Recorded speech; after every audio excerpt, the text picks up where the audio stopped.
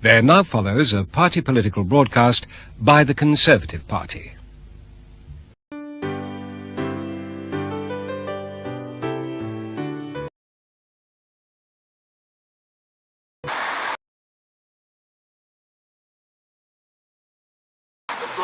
Morning everyone, it's that Monday morning feeling again with Mr. McGregors' Monday Morning Mining Memoirs. Something to brighten your day up, and I know it will. This is my first presentation, so I'll give you an introduction to my mining memoirs. Each week I'll give you, the uneducated, the fountain of my knowledge by means of a soliloquy. Look it up in a dictionary, for God's sake. I will tell you the story of those two tribes that went to war, the National Union of Mine Workers and Arthur Scargill, and the establishment, the Tory party, in the 70s, Mr. Heath, and in the magnificent 80s, the magnificent Mrs. Thatcher. I'll tell you all about the miners' victory in the 70s, Mrs. Thatcher winning the election in the 79 election, the chairman of the National Coal Board being appointed in 1983, that magnificent Mr. McGregor. Good name, that is. Fantastic, in fact. The strike starting in 1984, the progression through the strike, the battles, and the turning points in it. And then at the end of the strike and what happened afterwards. The winners, and of course, we all know who the losers were. This, of course, has been the truth, the whole truth, and nothing but the truth. This presentation was brought to you by the elite establishment. And you know what that is? That's genius. Morning everyone, it's that Monday morning feel again with Mr. McGregor's Monday Morning Mining Memoirs. And today I'm talking about a character who's Marmite, Mr. Arthur Scargill. You either love him or you hate him. Or can I say, you used to love him, but now you hate him. And that's important. Now, Arthur was always a bit of a high flyer.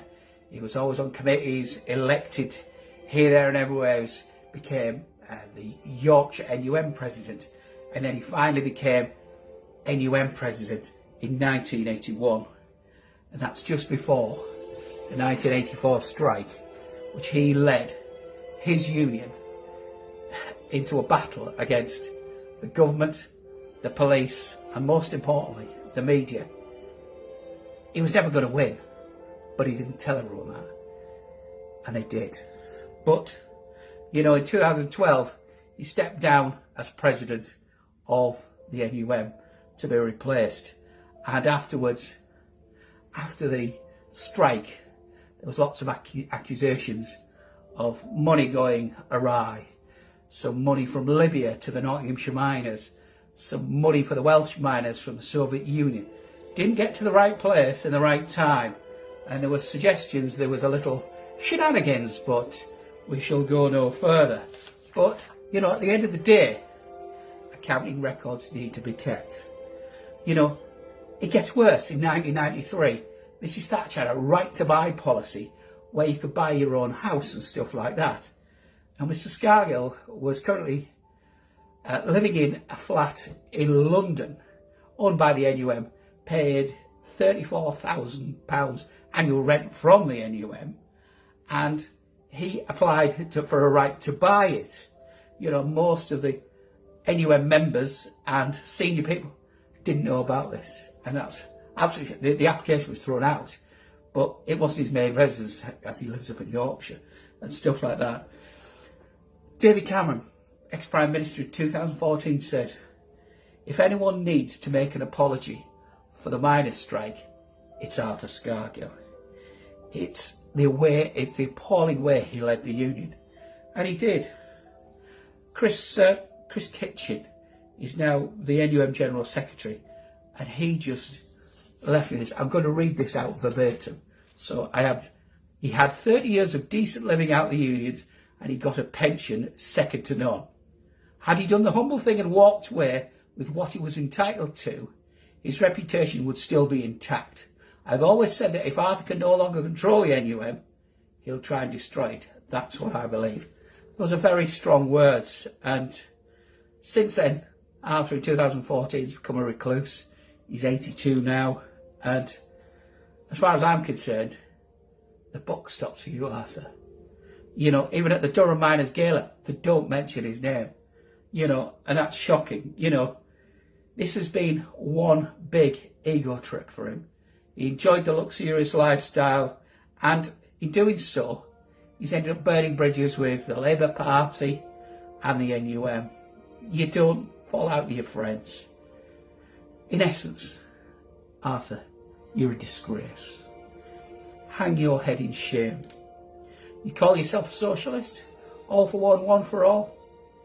I think not. You've let the miners down, you've let the NUM down, and you've let your principles down. Give yourself a shake. But to finish with, just to remind you, the Daily Mail has put it so precisely. Old King Cole is a bitter old soul, and a bitter old soul is he. We all have an opinion. If you didn't like the opinion, well, make a comment and stuff like that. You know, that's my opinion. I'm happy to listen to yours, but as far as I'm concerned, this has been the truth, the whole truth, and nothing but the truth. And this presentation was brought to you by the elite establishment. And do you know what that is? That's genius. Morning, everyone. I hope you're all nice and smiles this morning. It's that Monday morning feeling. It's Mr. McGregors, Monday morning mining memoirs. And it's just a lovely morning this morning. And this morning I'm going to talk to you in episode 3 about the 1972 miners' strike. Now, the miners' strike was all about this person, the leader of the Conservative Party at the time, Mr. Ted Heath. He wasn't that bright. And it was a dispute, of course, with the National Union of Mine Workers. And as usual, it was over pay and conditions. On the 9th of January 1972, the NUM started the strike. They closed every coal mine in the country down. They froze supplies to all the power stations, businesses and heavy industries. And of course, by the time of February 1972, at the start of it, the Central Electricity Generating Board, the CEPG, warned that there were going to be power outages and the lights might go out. And of course, simple economics tells you demand and supply. In winter, there's a high demand for power, and you also need a high supply to deal with the demand. But the miners had restricted the supply, so this, of course, the government were having kittens at this point. So, the last accessible stockpile of coal was from a place in Birmingham. It was Saltley Coke Works, where 700 vehicles were going in and out every day to take fuel to the businesses and power stations. But on the 10th of February, 15,000 protesters turned up, and the Chief Constable of Birmingham, I can imagine his eyes were shocked to see how many people was there, and he decided to close down the depot in the interest of public safety, which had been the right decision.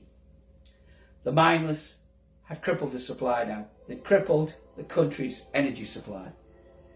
One of the organisers of this little escapade of the pickets was, as I quote, an obscure regional union official. And we all knew this gentleman is, Mr. Scargill from last week. This was his crowning glory. Well done, Arthur. The strike ended at the end of February. The miners accepted an improved pay offer after a ballot. You may have won the battle, but the war was just beginning. Some people don't forget. The Conservative Party didn't forget. I didn't forget. And she didn't forget. But that's another story for another week. This, of course, has been the truth, the whole truth, and nothing but the truth. Well, I think we can improve on that. That's better. Conservative Championship Wrestling. And of course, this has been brought to you by the elite establishment. Right, I'm off for my breakfast and possibly a glass or two of port. Enjoy your Mondays. See you soon. Bye bye. Morning everyone, it's that time of the morning again. It's Mr. McGregors' Monday morning mining memoirs. Today, episode 4 is talking about the elections between 74 and 83. And Ted Heath, our good friend from last week, the buffoon, decided to go for a February election. Guess what? Everyone thought he'd win. He didn't. What happened? It was a hung parliament. Labour got the most seats with 301. So what happens here? They cobbled together a minority government. This is Mr. Wilson, Harold Wilson, you will know him. And what happened is they lasted till about October 1974 and they had another general election. And they all sat around thinking who was going to win the first time on ITV. And Labour won 319 seats, but that was only a majority of 3. And that's a wafer-thin majority as it goes. The Conservative Party were gutted with Heath. So what happened in February 1975, they had a Conservative election. And Mrs. Thatcher got in, and Ted Heath was no more. Then on the 16th of March 1976, the Labour Prime Minister Harold Wilson resigned 5 days after his 60th birthday, which was unheard of, so he was replaced by James Callaghan. In July 76, Jeremy Thorpe, the Liberal leader, was then replaced by David Steele after some allegations made against Mr. Thorpe. So, the next election was May the 3rd, 1979. Labour focused on NHS and full employment. The Conservatives focused on curbing inflation, which was in double figures at this time, and also curbing trade union laws and powers. So there you go, that's the scenario. What happened was, Mrs. Thatcher, she won with 339 seats and a majority of 43. She was our first female Prime Minister. Anyway, by 1979, the SNP had decided William Woolf was going to step down and he was replaced by Gordon Wilson. In 1980, James Callaghan stepped down and was replaced by someone more right and more left-wing, than Jeremy Corbyn, and stopped singing it, by this guy, Michael Foot. Anyway, a lot of people weren't happy in the Labour Party about him, and they set off with this quartet, the Gang of Four, and they started the Social Democratic Party. 2 of them were Labour MPs, and the other 2, I can tell you they are Bill Rogers, David Owen, Roy Jenkins and Shirley Williams. And this was an absolute sea change for politics. Anyway, at the next election, David Steele and Roy Jenkins decided to run together as a Liberal SDP pack. Anyway, as you can see with Mr. Jenkins, he didn't look too happy. Anyway, by 1982, unemployment was high due to the recession and Thatcher's popularity was decreasing. Then something happened. It was the Falklands War from April to June in 1982, and this saw her popularity soar. After the war, the Conservatives swept to victory on the 9th of June 1983, and she had a landslide victory of 144. With that, she could do anything she wanted, and she did. And next week, I'm going to tell you about this gentleman. This is Ian McGregor. Good name, that is. But that's another story for another week. This has been the truth, the whole truth, and nothing but the truth. And of course, this has been brought to you by the elite establishment. See you soon. Morning, everyone. It's Mr. McGregor's Monday morning mining memoirs, episode 5. And today we're going to talk about this fella, Mr. Ian McGregor. He was an ex-British Steel chairman, where he'd done very successfully. And on the 1st of September 1983, he was appointed chairman of the National Coal Board. He was charged with finding new markets and how to promote British coal. NCB was to cut output of all the mines by 4 million tonnes and stem the annual losses then of about £340 million a year, which in today's money is about £750,000, which, as you can imagine, is a lot of money. Our friend, Mr. Scargill, had said on his appointment, he's a hatchet man. The policies of this government are clear: to destroy the coal mining industry and the NUM. And he may have got that pretty much right. The clandestine purpose was to avenge the miners' victories in the 1970s. Whitehall suggested if there was going to be a strike, It should be in the spring, and it'd be over pit closures, which tend to divide the miners, instead of over pit, which tended to unite them. So from 1979, the government stockpiled coal and increased capacity at all the power stations. They had 23 million tonnes at the collieries and 24 million tonnes at the power stations, roughly a year's supply. So at the start of March 1984, they were ready to take on the NUM, and all they had to do was set the ball rolling. Well, that's a story for next week, and it certainly will be. This, of course, is CCW, and this presentation has been brought to you by the elite establishment. And you know what that is? That's genius.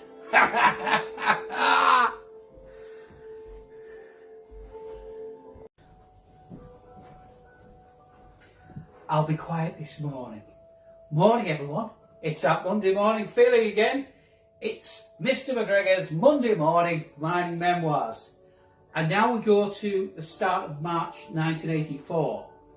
And you've got to remember that Mrs. Thatcher had put Ian McGregor in charge of the coal board in September 1983.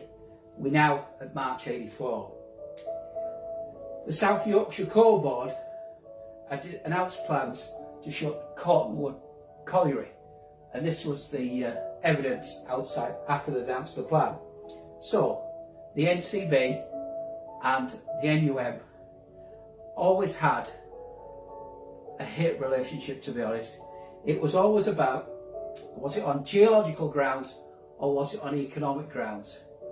McGregor had initially said it was on geological grounds, but then later on he admitted it was on economic grounds. He suggested soon afterwards that he wanted to shut 20 pits over the next year, with around 20,000 jobs going to be lost in the coal mining industry. Well, of course, this set the NUM off, as you can imagine. You know, coal not dough. It's Monday the 12th of March now, 1984. The strikes have taken hold in Yorkshire and Scotland. 81 of the 163 pits in the country are now shut. That's over half of them. And 2 days later, by the 14th of March, it was over 75% of all the collieries shut. And that equates to about 135,000 out of 175,000 miners were out on strike. The battle lines are drawn. But that's another story for next week. This has been the truth, the whole truth, and nothing but the truth. And this, of course, has been brought to you by the elite establishment. Have a good week. See you next week. And that's genius. Morning, everyone. It's Monday morning again. It's Mr. McGregor's Monday Morning Mining Memoirs, episode 7. We're going into April and May of 1984. Remember, there was never a national ballot of all the members held, and the delegates decided that Arthur's decision to come out on strike was valid. Flying pickets were everywhere. All over the country, miners bussed around the country to picket and blockade sites. By the start of May 1984, the talks between the NCB and the NUM had broken down, and Arthur had walked out, refusing to talk about pit closures. Fortunately for the government, they'd reached agreement with ASLEF, the Train Drivers Union, and the National Union of Railwaymen, which meant they couldn't support the strike or assist and support the NUM, which was a great move. This is Orgreave Colliery, and by the end of May 1984, things were getting a little bit heated. One day there were 7,000 picketers there, and on the worst violence on one day, there was 82 arrested and 62 arrested on one day. The police cost was astronomical. It was 65 million in terms of, which is about 175 million now. And this is just for the first 3 months of the strike. And on the 30th of May, Arthur gets arrested. And that's where I'll finish today, because next week we'll talk about Orgreave Colliery and the battles there. This is CCW, and this presentation has been brought to you by the elite establishment. And you know what that is. That's genius. Have a good Monday. Morning, everyone. It's Mr. McGregors Monday morning mining memoirs. We're now at episode 8. Blimey heck, where's the time gone? The date is Monday, the 18th of June, 1984, and the place is Orgreave Coke Plant. Now, what happens is the blast furnaces need coal supplies to turn it to coke. Now, there were permitted deliveries of about 16,000 tonnes per week to keep it going, but there was an explosion at one of the blast furnaces on May the 21st. This was mainly due to the poor quality of coal.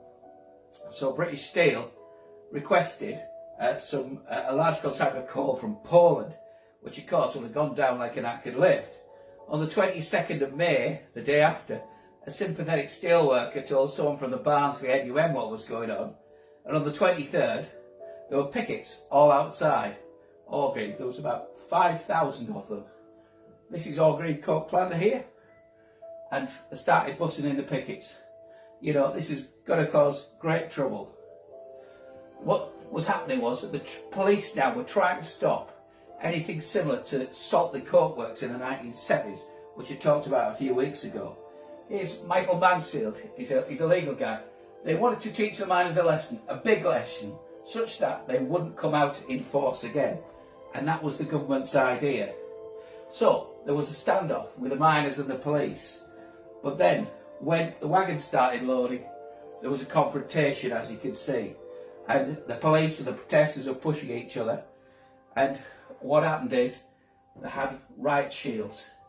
And they had snatch squads to go in and pull out all the bad lads. Now, as you can imagine, this wouldn't go down well. And we get to the next picture. Whoops, there's it. This is the next picture, and this was all about the horseback. Now, South Yorkshire Police's Assistant Chief Constable, Anthony Clement, ordered a mounted charge against the miners. Now, this was, the police started it, and he ordered another 2 mounted charges to split up the miners. They were sending short shield snatchers in to pick out miners who were deleterious, etc., and they delivered a good beating to some of the miners. There was a lull in the afternoon when most of the protesters went home, but there was still a few left in the late afternoon when they decided to do one more cavalry charge, and there was, you know, they tried to push them all the miners back to Orgreave, and it was, you know, they were massively outnumbered with the miners. On the day, there were 71 pickets arrested with riot, and if you were arrested for riot, you could have a life sentence, and 24 pickets with violent disorder. The trial collapsed. None of them actually went to jail, anything happened, and there was compensation for 39 of them of about 425,000, as the police evidence was unreliable. But this is where the fun starts. It was the police that started it. The BBC on the news that night showed the miners throwing stones at the police and the police coming back with the horse riders. It didn't happen that way. So be very careful who you trust and who you listen to.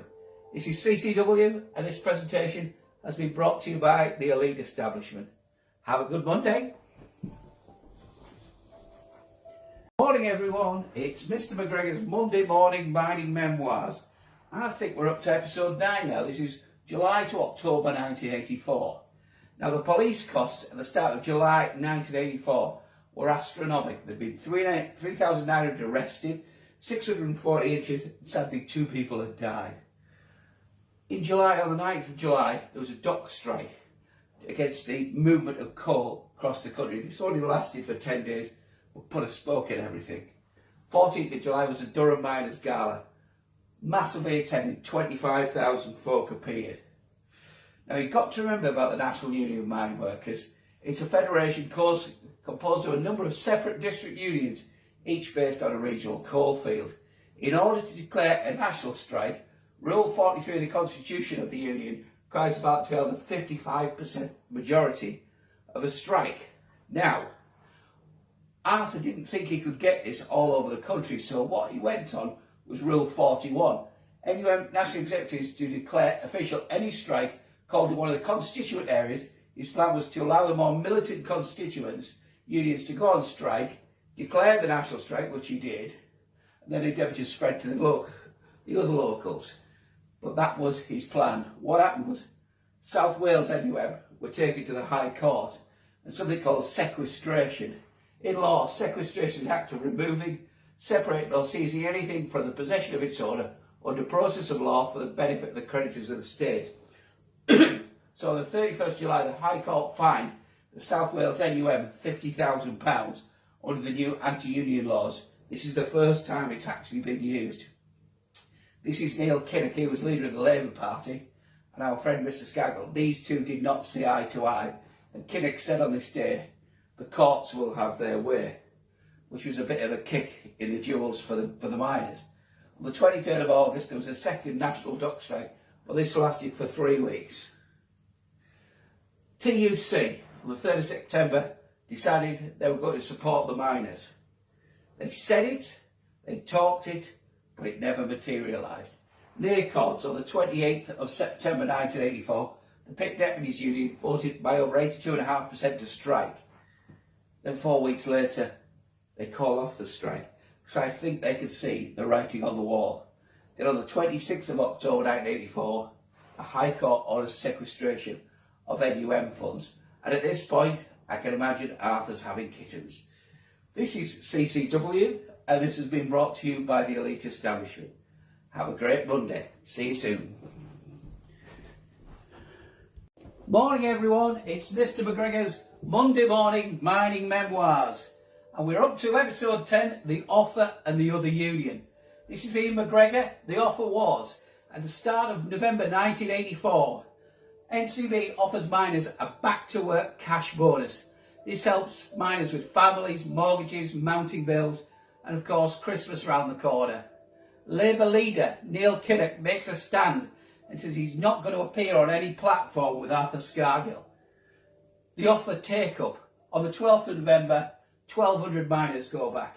A week later, 2,300 miners go back. The tide is definitely turning. The Trade Union Congress say they will not take any action in support of the NUM. This is the other union, the Union of Democratic Mine Workers, based in Nottinghamshire. Nottinghamshire were expelled from the NUM at the beginning of December 84, so they founded the Union of Democratic Mine Workers. In this area, they didn't really want to strike, but they were mercilessly picketed for 12 months with violence and intimidation. The NUM regards this union as the Scab Union. Arthur's house of cards is just about to fall. Gets to the end of February 1985 and 3,800 miners return to work that day. So it's hi-ho, it's off to work we go. And next week it's the final episode. I know you'll be all sorry.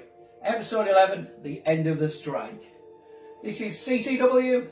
And this presentation has been brought to you by the elite establishment. And you know what that is? That's genius. Morning everyone, it's Mr McGregor's final Monday morning mining memoirs. It's episode 11, the end of the strike. Ian McGregor, the end is nigh. He pledges that sacked miners will not be re-employed. The NUM, by the end of February 85, pressure is building on the NUM as one by one the regional coalfields abandon the strike. On the 3rd of March 85, an NUM special delegate conference is convened and votes to end the strike by a majority of only 7, 98 to 91. During the strike, there are 11,291 people arrested and 8,392 people are charged. On the 5th of March 1985, all the miners go back to work. The strike is over. The winners, Ian McGregor of the National Coal Board and Margaret Thatcher of the Conservative Party. The losers, Arthur Scargill and the NUM. This is CCW, and this presentation has been brought to you by the elite establishment. And you know what that is? That's genius.